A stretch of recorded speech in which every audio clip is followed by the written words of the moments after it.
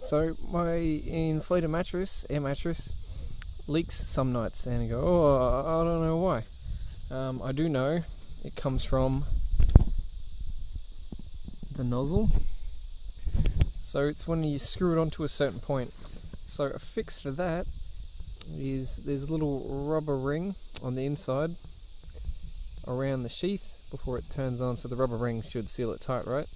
But you can't really tell if it's leaking because it's so small, it's not going to go tss. So what you do is you spit into it, so it's all nice and gooey in there, like a good amount of spit. Then tighten it up, and so when it's nice and pressurized, the air's going to want to escape, and you'll hear it bubbling a little bit, so you'll know to twist it tighter or a little bit loose still. Hits that good spot, and that should keep it inflated for the night. So about a week ago, I got a hole in my radiator. I don't know how, and I did put epoxy on there, but it's not the best with the heat. Like, not that the radiator ever gets that hot, but it kind of still wanted to, pressure out kind of thing. So 10-cent piece is what I'm going to call it, the 10-cent piece radiator fix. Is how you fix it. Like any little solid bit of metal or probably a bit of wood, whatever can, bear the heat, take some pressure. Put that, you can epoxy that over the top as well, and let it sit for the night. So you put epoxy on the back of the coin, squish it on. I had to use a bit of duct tape just to hold it in place for a while. And then epoxy around the coin and over the top if you want, just to kind of really hold it on. And let that dry again, because it does need, if it's cold, a good 8 hours. If it's in the sun, 2 to 4. And it's holding up really nicely. It's not leaked or anything. I just got to flush all the nasty crap out of it and put some nice new fluid in there.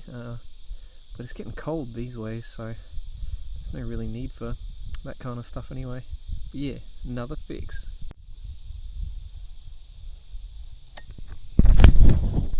Get a torn anything?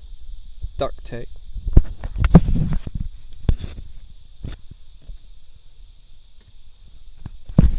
A bolt goes missing, or your thread on the other end of the bolt dies out. Zip ties. You don't have the right size bolt or screw? Just get a bigger one.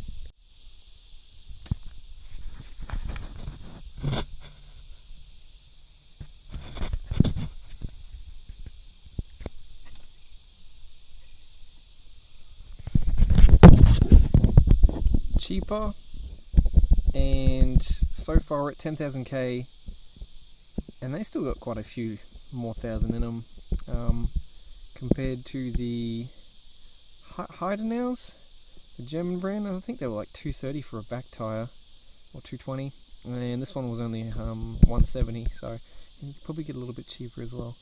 So yeah, if you're touring a lot of road and some off-road, like for a good 50-50 mix, I can't say not to use these ones because they're holding up a lot longer than the other ones did, so much better.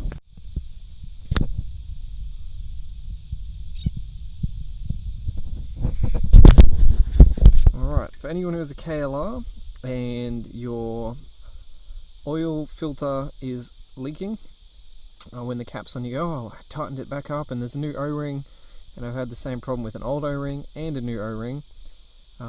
It's about, now whether you dry seal it or wet seal it, which means putting oil back on the ring or not, that never seemed to affect it, but you got to put it on nice and equal.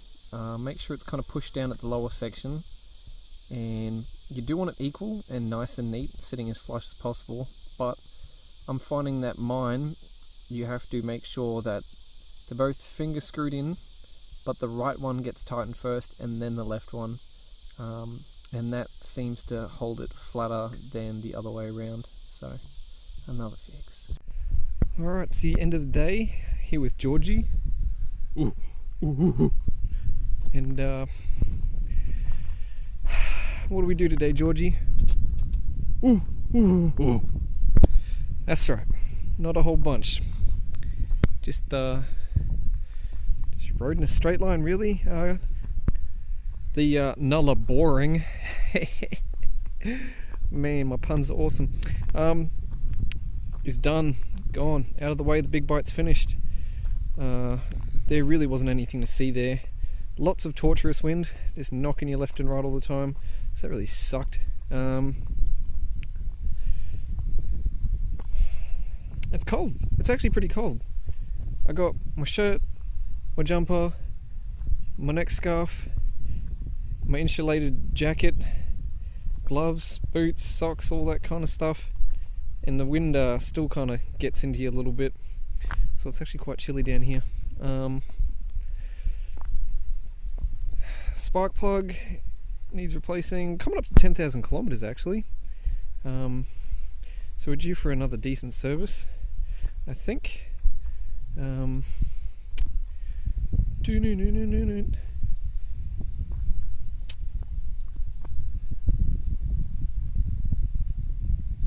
my brain is so fried after every day, I swear.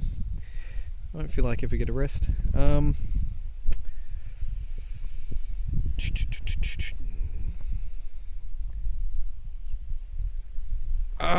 Okay, anyway. So yeah, bike needs a service. We're going to head to Port Augusta, but we're taking the, instead of coming straight across to the east, we're going down on the little cove line, so it's an extra 200k, but there's all